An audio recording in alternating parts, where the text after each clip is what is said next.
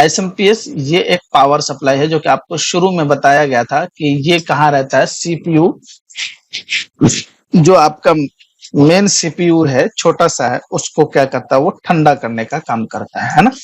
लेकिन उसकी पूरी डिटेल आज हम पढ़ने वाले हैं, जिसका फुल फॉर्म क्या है, स्विचली मेन पावर सप्लाई।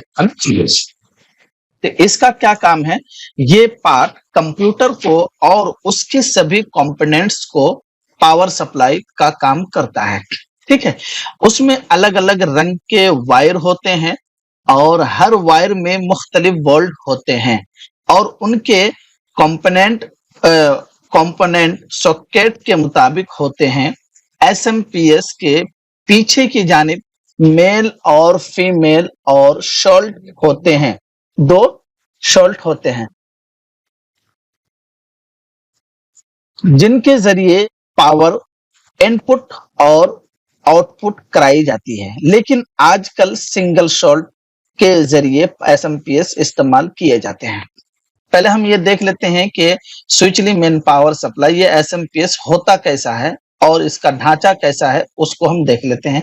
वायर अगर है तो वायर कैसे है वो भी हम देख लेते हैं। तो हम यहाँ देखेंगे कि पावर सप्लाई वो जो है तो वो होता कैसा है।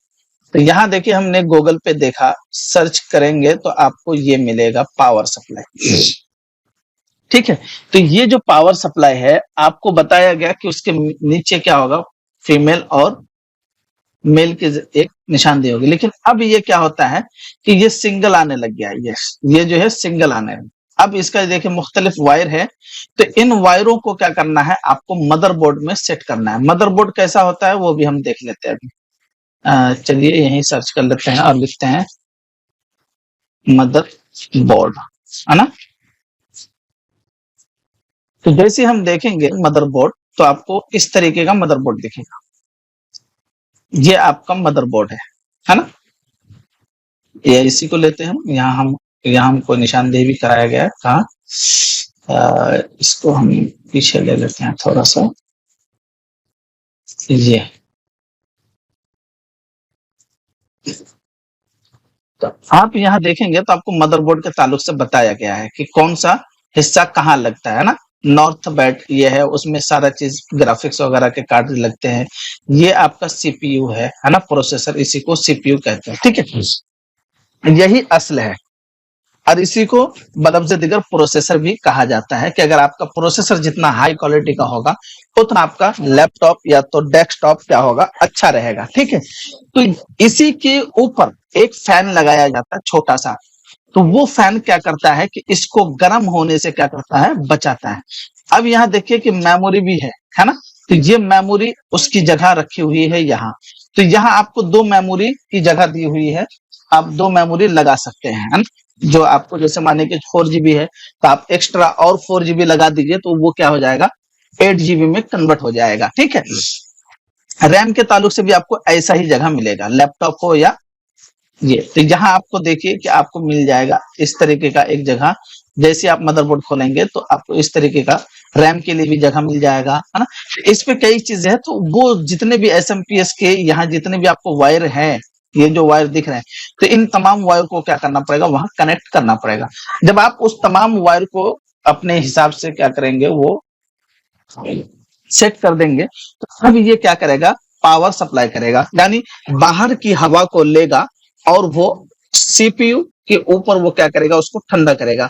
और अंदर की जो गर्म हवा है, जो गर्म हो जाता है जो चीज, उस चीज को वो क्या करेगा, बाहर निकालेगा। इसकी वजह से एसएमपीएस पावर सप्लाई का जो है, स्विचली मेन पावर सप्लाई जो है, तो वो क्या काम करता है कि इनपुट हवा को क्या करता है, वो टेम्परेचर को क्या करता है, वो इनपुट और आउटपुट का काम करता है। ठीक है, चलिए तो हमने ये देखा कि ये है। अब क्या है, ये पहले ऐसा आता था, मेल और फीमेल लगा रहता था, तो आप वहां सिर्फ लगा देते थे। लेकिन अब क्या है, एक ही शॉल्ट के जरिए आने लगा। अब आपको सिर्फ कुछ नहीं करना, बस एक वायर उस पर सेट कर देना है।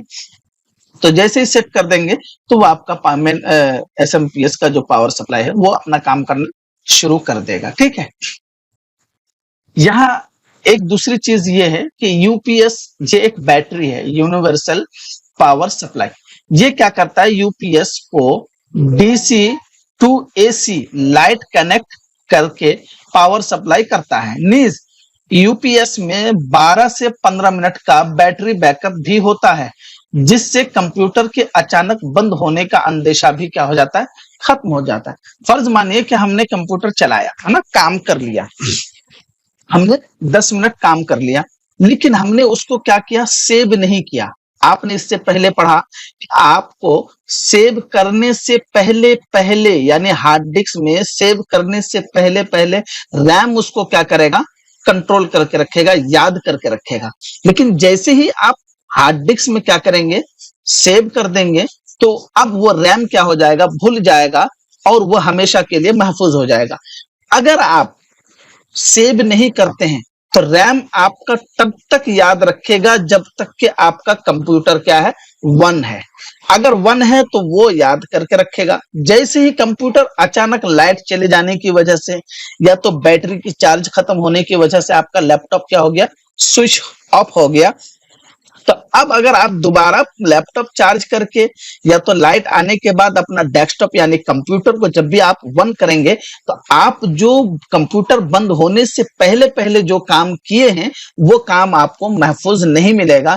इसलिए नहीं मिलेगा कि रैम ने उसको संभाल के रखा था, और रैम आपको तब तक संभाल के रखेगा जब तक कि आप काम करेंगे, यानी कंप्यूटर वन रहेगा। लेकिन शर्त यह है कि अगर आपने सेव नहीं किया है हार्ड डिस्क में, अगर सेव कर दिया है तो रैम उसको याद नहीं रखेगा, वो भूल जाता है फौरी तौर पर। जैसे ही सेव करेंगे वैसे ही उसकी जिम्मेदारी खत्म हो जाती है। अब अगर आप सेव कर दिए, अब अगर आपका लाइट चले जाने की वजह से अगर अचानक क्या हो गया, लैपटॉप या तो कंप्यूटर बंद हो गया, तो अब दोबारा अगर आप वन करेंगे तो आपका ज्यादा नुकसान नहीं होगा, वो आपका सामान महफूज रहेगा। तो यूपीएस बैटरी हम उस वक्त लगाते, पहले क्या था कि लाइट की कमी होती थी, है ना, तो लाइट की कमी होने की वजह से क्या होते थे, लोग यूपीएस का क्या करते थे, इस्तेमाल करते थे।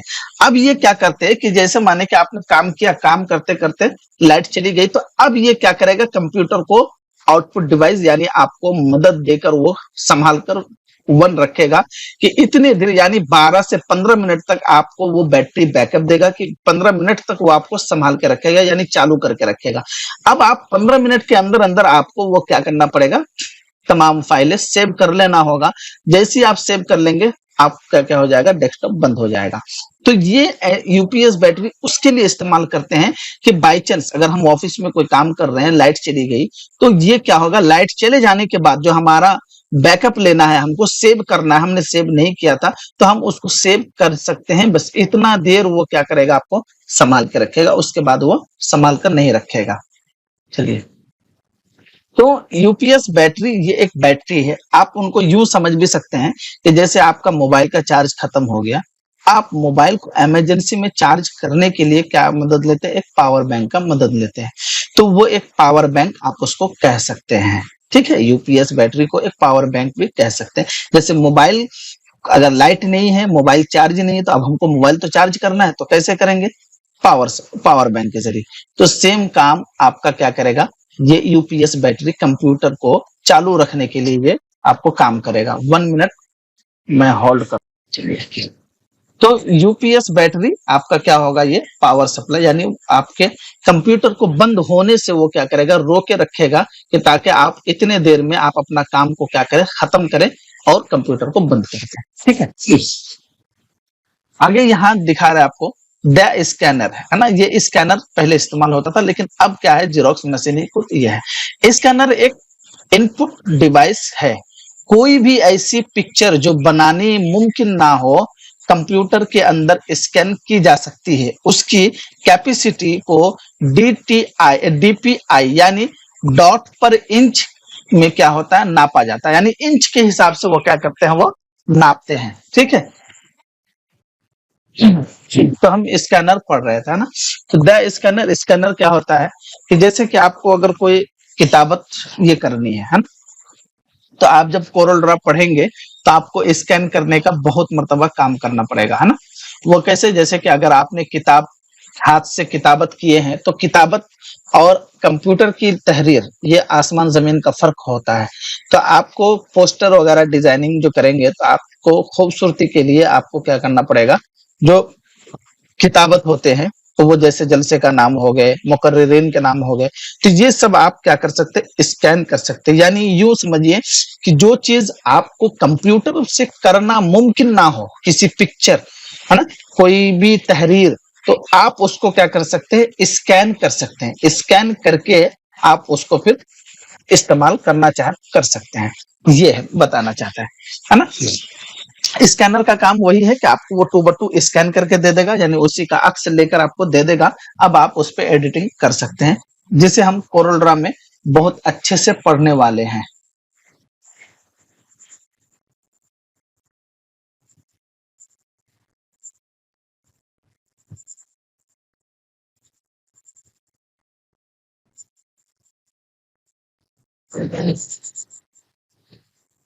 तो उसके बाद दिया मोडम, है ना। मोडम क्या है कि कंप्यूटर में मोडम एक ऐसा डिवाइस है जिसके जरिए इंटरनेट इस्तेमाल किया जाता है, जैसे मैं अभी आपके साथ कर रहा हूं, है ना। इस कंपोनेंट के जरिए इंटरनेट के सभी ऑप्शन आसानी के साथ इस्तेमाल किए जा सकते हैं। मसलन ईमेल, है ना, उसके बाद वेबसाइट, डाउनलोडिंग, है ना, चैटिंग वगैरह है। इंटरनेट की स्पीड को केबीपीएस, है ना, केबी यानी किलोबाइट पर सेकंड में क्या किया जाता है, नापा जाता है। और एमबीपीएस यानी मेगाबाइट यानी एमबी यानी पर सेकंड में एमबी के एतबार से भी क्या किया जाता है, नापा जाता है। मौजूदा दौर में इंटरनेट का इस्तेमाल मोबाइल के जरिए किया जाता है। अगर ऐसा है तो मोडेम की जरूरत नहीं है। क्यों? क्योंकि मोबाइल बजाते खुद मोडेम है। क्यों? इसलिए कि पहले अगर हमारे पास मोबाइल की सहूलियतें नहीं होती, हॉटस्पॉट की अगर हमको सुविधा नहीं देते, तो अब हमको क्या करना पड़ता है, एक राउटर रखना पड़ता है, जो वाईफाई कनेक्टर जिसे कहते हैं अपनी जुबान में, है ना। तो वाईफाई की हमारे पास जरूरत अब नहीं है। अब क्या है कि मोबाइल बजाते खुद क्या, तो मोबाइल से आप क्या कर सकते हैं, जैसे अभी आप यहाँ देख रहे हैं कि यहाँ वाईफाई आपको दिख रहा है ना, इस जगह पे। तो यहाँ जो वाईफाई है, तो देखिए यहाँ हमको जैसे माउस लेके आ रहे हो तो दिखा दे रहा है ना, गैलेक्सी मॉडल नंबर क्या है, उससे हमारा इंटरनेट क्या होता है, चलता है। तो अब क्या है कि हम मोबाइल से भी हॉटस्पॉट कनेक्ट करके अब हम चाहे ईमेल चलाना चाहे, है ना, इलेक्ट्रॉनिक मेल करना चाहे कर सकते हैं, वेबसाइट चलाना चाहे वेबसाइट चला सकते हैं। कोई अगर फाइल या तो किताब या सॉफ्टवेयर अगर कुछ भी अगर हमको क्या है डाउनलोड करना रहा, तो हम डाउनलोड करना चाहे तो कर सकते हैं। चैटिंग वगैरह, WhatsApp chatting, Facebook chatting, Twitter chatting, सारा चीज आप कंप्यूटर के जरिए कर सकते हैं कनेक्ट करके। कैसे? हम आपको दिखाते हैं कि हम व्हाट्सएप भी चला सकते हैं, ईमेल भी चला सकते हैं, फेसबुक भी चला सकते हैं। ठीक है। तो अब जैसे आपकी स्पीड, एमबी की स्पीड यानी नेटवर्क आपका जिस कदर होगा, वैसा ही आपको क्या करेगा, वो स्पीड देगा। ठीक है। तो ये चीज का सबक हमारा इख्तिताम पजीर हुआ अल्हम्दुलिल्लाह।